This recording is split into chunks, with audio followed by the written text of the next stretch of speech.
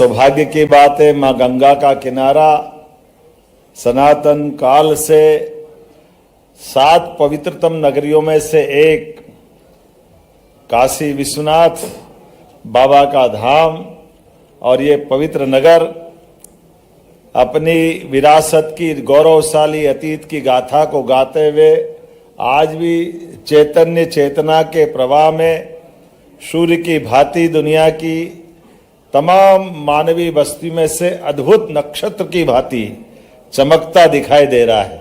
मैं दोनों हाथ जोड़ के आप सबको प्रणाम करता हूं, आप सबका अभिनंदन करता हूं। सहयोग से सम्मेलन 2026 का यह अद्भुत आयोजन और कितना अच्छा लगता है। ऐसे आयोजन में मेरे लिए हम सब तिरुपति बालाजी भी जाते हैं और तिरुपति बालाजी में लंबी लंबी लाइन लगती है, एक दृष्टांत ध्यान में आता है और उसकी विशेषता रहती है कि जब लंबी लाइन लगे तो बाकी समय पास करने के लिए लोग गोविंदा गोविंदा जैसे यहाँ महादेव के नारे लगाते हैं, ऐसे गोविंदा गोविंदा पति पत्नी लाइन में लगे हुए बहुत लंबी लाइन थी। तो लोग सोच रहे एक बार गोविंदा गोविंदा तो बोलते हैं, लेकिन पति आगे लगा, पत्नी कुछ पीछे लगी, वो कुछ और नारा बोल रही, थोड़ा अटपटा लगा लोगों को। क्या बोल रही? वो बोल रही आगे वाला बोले वही सही, आगे वाला बोले वही सही, आगे वाला बोले वही सही। लोगों ने ये नारा कौन सा है? लोगों ने धीरे से जाके पास वालों ने पूछा कि आपकी पत्नी ऐसा क्यों बोल रही? तो उन्होंने बड़ी विनम्रता से कहा कि नहीं, वो सही बोल रही है।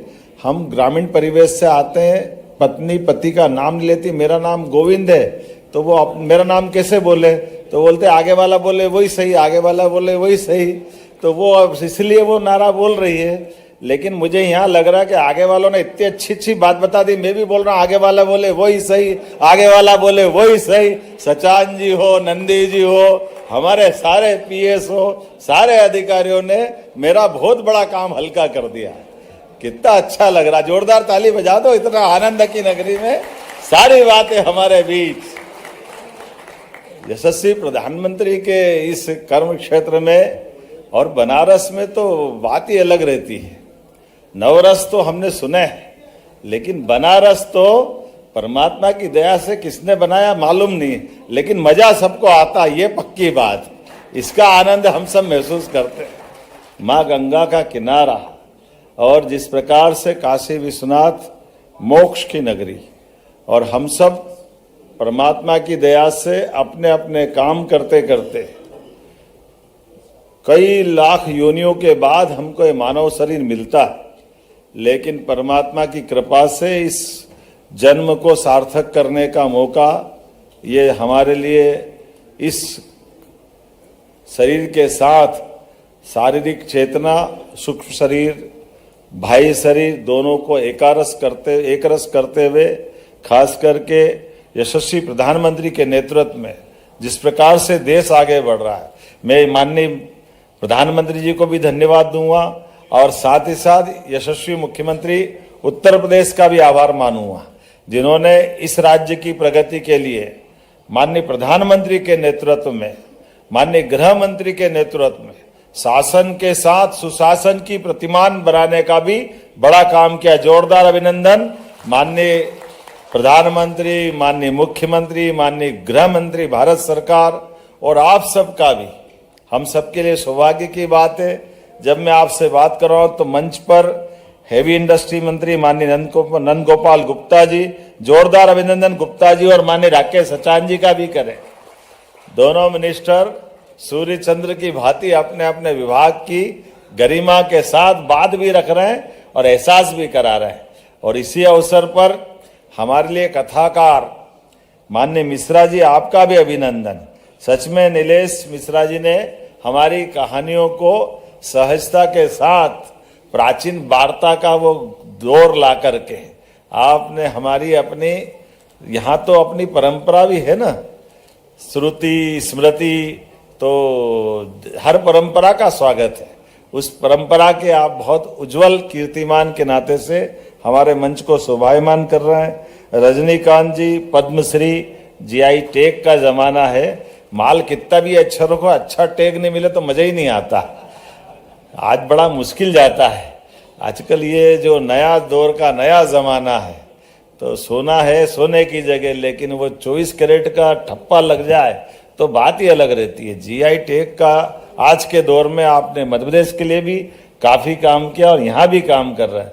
मैं आपका भी स्वागत कर रहा हूँ। जिस प्रकार से हमारे अधिकारी गणों ने अपने अपने राज्य के लिए काम किया है, और मैं मानता हूँ कि मध्य प्रदेश के साथ उत्तर प्रदेश के भी अधिकारियों ने इस बदलते परिवेश में जब शासन सुशासन की तरफ चलता है तो सभी गतिविधि समान रूप से उसी प्रकार से बढ़ना चाहिए और त्वरित गति से तीव्रता के साथ कानून और व्यवस्था की स्थापना के साथ साथ विकास के पैमाने पे सच में उत्तर प्रदेश ने बहुत अच्छी उड़ान हासिल की है।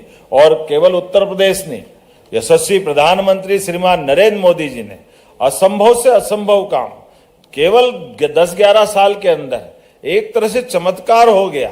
हमारा देश कहां दुनिया के अंदर 11वें नंबर पे था, आज देश की चौथी आर्थिक ताकत बन रहा है और देखते देखते इस साल के समापन या अगले साल तक तीसरी ताकत बने।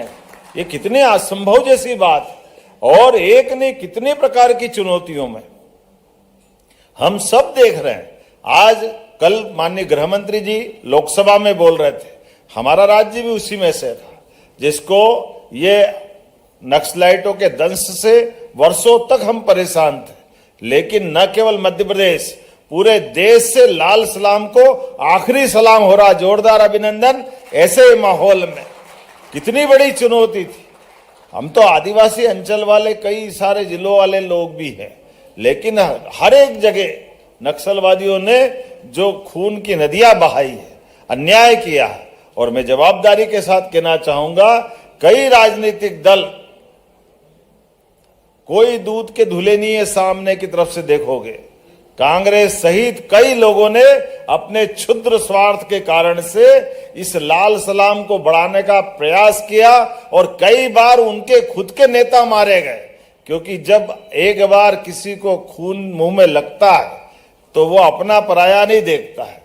लेकिन दुर्भाग्य के साथ कहना पड़ेगा, ऐसे सारे माहौल को भी बर्दाश्त करते हुए केवल राजनीतिक रोटी सेकने में जिस प्रकार से अपोजिशन ने इनको बढ़ावा दिया था, मुझे गर्व है हमारे प्रधानमंत्री और गृह मंत्री के नेतृत्व में देश ने लाल सलाम को आखिरी सलाम किया है। यह हमारे लिए, लोकतंत्र के लिए भी गौरव की बात है। आम आदमी के लिए, आदिवासी, जनजाति, गरीब, युवा, हर वर्ग के कल्याण के लिए बड़ी चुनौती थी और उस चुनौती को पार पा करके सुशासन की उत्कृष्ट मिसाल हासिल की।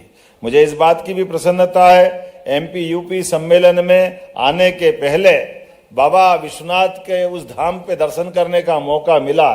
जैसा सही कहा राकेश जी ने और नंदी जी ने कि जहां आने जाने के रास्ते नहीं थे, बड़ी कठिन चुनौतियां थी। अब प्राचीन नगरियां हैं तो प्राचीन नगरियों में तो अपने नगर के बसाहट के हिस्से उज्जैन भी उसी में था, जहां हमारी अपनी गलियों के माध्यम से हजारों साल पुरानी बस्तियों का अपना एक आनंद भी है। और वो विभिन्न काल में आक्रांताओं ने आकर के हम सबको भी अपनी सुरक्षा की दृष्टि से अपने जीवन की मूलभूत चीजों में कई बार कॉम्प्रोमाइज करते हुए रहने के लिए केवल आवास और आवास की व्यवस्था में जैसे तैसे जिंदगी गुजारना। लेकिन आज बदल गया समय, धार्मिक पर्यटन के माध्यम से भी एक तरह से ये रोजगार के बड़े अवसर उपलब्ध हो सकते हैं, विकास की नई गाथा गाई जा सकती। और ये उदाहरण बने प्रधानमंत्री के आशीर्वाद से। बाबा महाकाल के महालोक के बाद उज्जैन कहां से कहां पहुंच गया। जोरदार अभिनंदन माननीय प्रधानमंत्री का। पहले बाबा विश्वनाथ का धाम बना, फिर बाबा महाकाल का महालोक का विस्तारीकरण हुआ, और देश भर में जिस प्रकार से धार्मिक पर्यटनों के लेकर के माहौल बना, मैं तो और धन्यवाद देना चाहूंगा। मुझे मालूम है उत्तर प्रदेश मध्य प्रदेश का संबंध तो इतना भगवान राम के काल से, भगवान कृष्ण के काल से गहरा है, उसका आनंद ही अलग है। हमको मालूम है भले ही भगवान राम ने वनवास की तरफ कदम बढ़ाए और अयोध्या से निकल करके जब आगे बढ़े, तो मुझे गर्व है चित्रकूट में 11 वर्ष गुजार करके मध्य प्रदेश के साथ उन्हें अद्वितीय अपना वो जीवन काल का महत्वपूर्ण समय मध्य प्रदेश में गुजारा। वो चित्रकूट जहां तुलसीदास जी अपनी भाषा में एक अद्वितीय रचना की रचना करते हैं, जिसको रामायण घर घर तक पहुंचती है।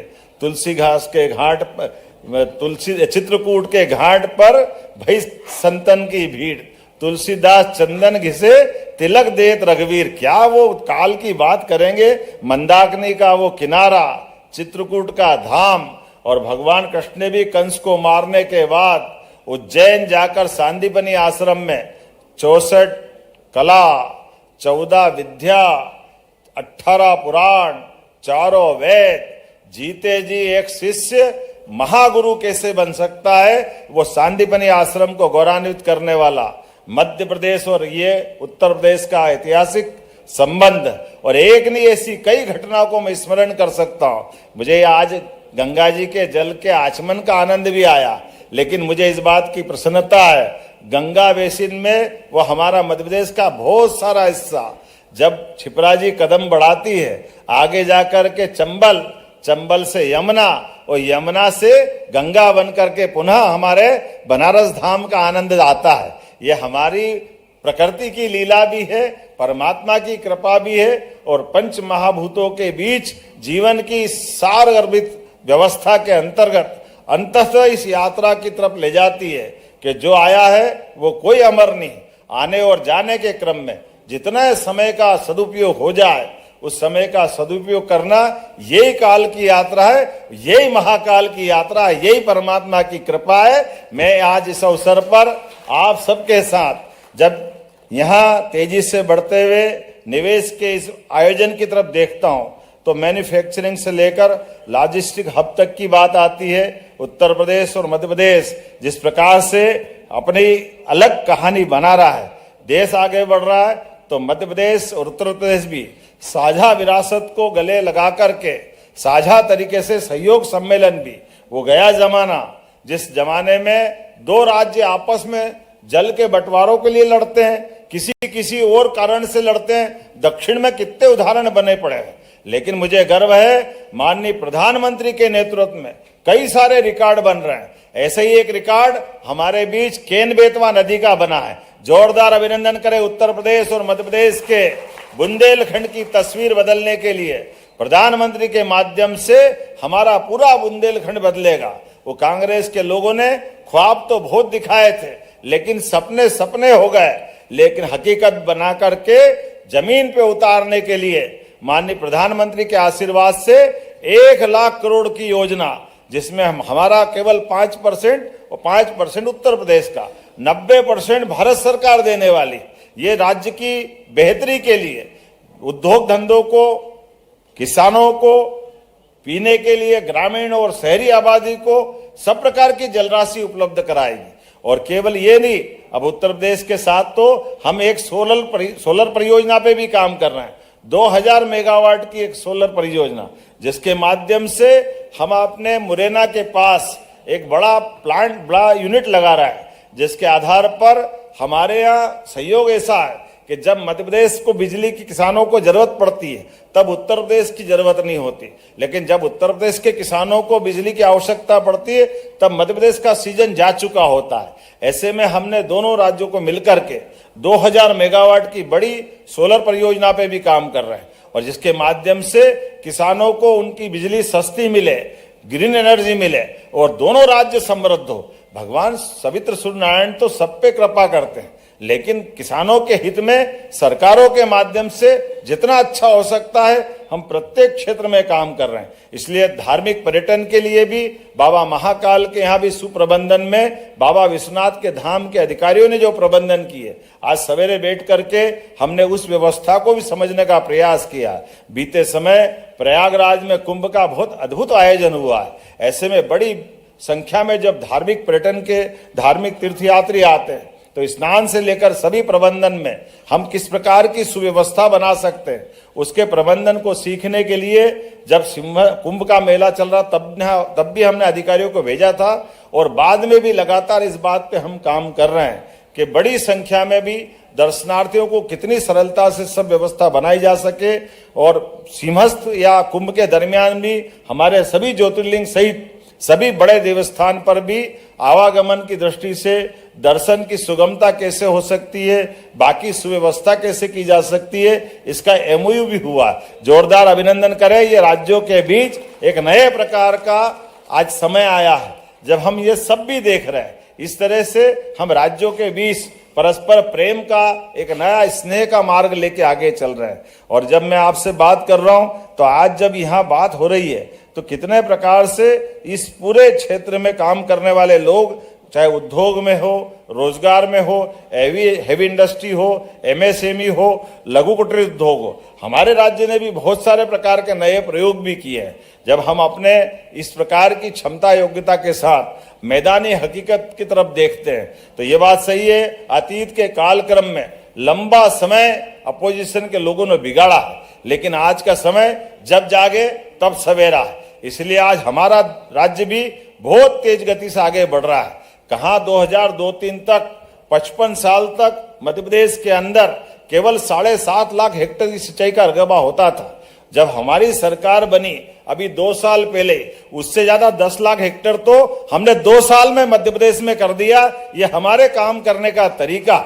और न केवल इसमें, निवेश के क्षेत्र में भी सभी प्रकार से प्रगति करते हुए, अभी आप हमारे पीएस बता ही रहे थे, कहाँ हमारे मध्य प्रदेश से 5,000 करोड़ का निर्यात नहीं होता था, कहाँ आज 70,000 करोड़ के आसपास निर्यात हम करके दिखा रहे हैं। अकेले 2 साल के अंदर 55 साल में 5 मेडिकल कॉलेज थे, लेकिन अकेले 2 साल में 5 मेडिकल कॉलेज। और हमारी सरकार 2002-03 के बाद बीजेपी की लंबे समय से सरकार है, आज 40 मेडिकल कॉलेज मध्य प्रदेश में चल रहा है। ये हमारी सरकार के काम करने का तरीका भी है। और इसमें भी इतने प्रकार की योजना है। अब मेडिकल कॉलेज खोलना है तो हम ये निवेश, चूंकि निवेश सम्मेलन है, और इसीलिए मैं आपको बताना चाहता हूं कि हमारे यहाँ 300 बेड का मेडिकल कॉलेज, अगर आप में से किसी को मेडिकल कॉलेज खोलना है तो 300 बेड का मेडिकल कॉलेज हॉस्पिटल हमारी तरफ से सरकार आपको सहयोग करने को देने को तैयार है।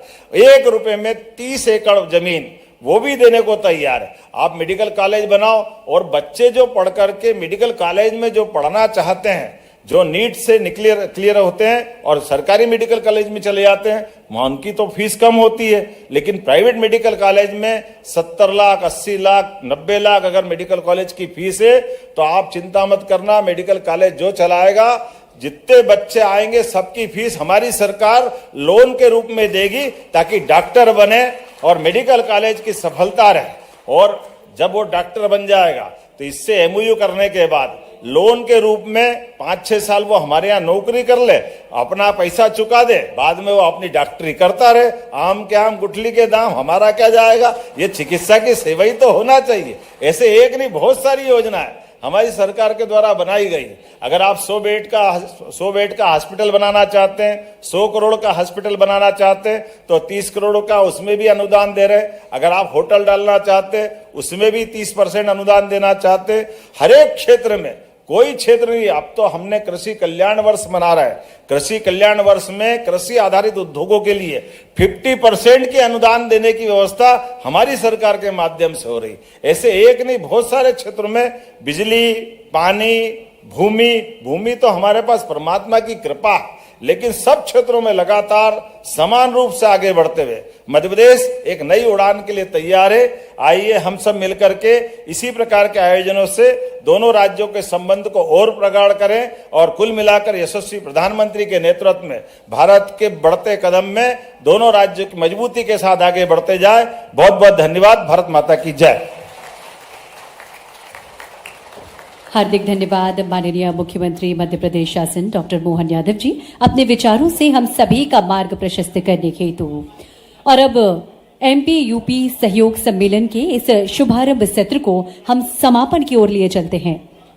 इस अवसर पर धन्यवाद ज्ञापन करने हेतु बहुत आदर के साथ हम आग्रह करते हैं आयुक्त हस्तशिल्प एवं हथकरघा मध्य प्रदेश शासन से श्री मदन विभीषण नागरगोचे जी आपसे आज के इस अवसर पर धन्यवाद ज्ञापन करें।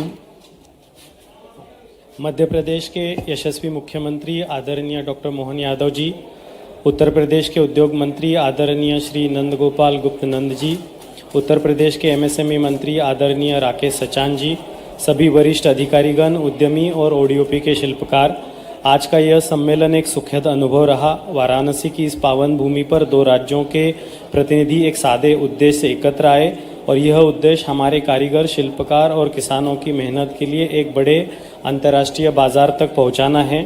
हस्तशिल्प और हथकरघा एक उत्पाद ही नहीं जबकि हमारी विरासत है। मध्य प्रदेश और उत्तर प्रदेश के बीच में जो MOU संपादित हुआ एक नए शुरुआत का संकेत है। मध्य प्रदेश और उत्तर प्रदेश के हमारे सभी सहयोगी अधिकारीगण जो यहाँ उपस्थित रहे, उनके अथक प्रयासों के बगैर ये सम्मेलन संभव नहीं होता। माननीय मुख्यमंत्री डॉक्टर मोहन यादव जी के कुशल नेतृत्व और माननीय प्रधानमंत्री जी के परिकल्पना के अनुरूप हम संकल्प लेते हैं कि हर जिले का उत्पाद विश्व तक पहुंचाएंगे। उत्तर प्रदेश के सभी अतिथिगणों का हार्दिक आभार और भारत के हृदय से विश्व के बाजार तक धन्यवाद। जय हिंद।